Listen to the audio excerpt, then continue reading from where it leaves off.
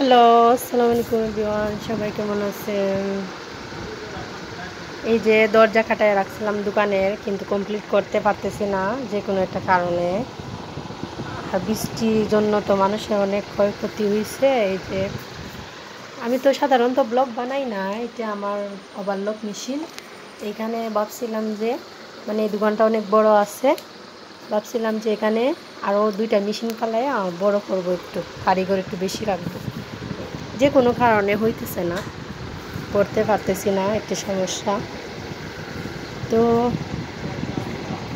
সাধারণত আমি ব্লগ বুঝি না, তো বানাই না। এখন আমার খালাতো বোনটাও আসিল, চলে গেছে বাড়িতে, কাজ তো জমা রয়েছে। আমার সেলাই যে কারিগরটাও আসে না, তেমনভাবে কাজ টুজ হয় না। সবার কি খবর? দোকানটা কমপ্লিট করতে পারতেছি না, এই অবস্থা।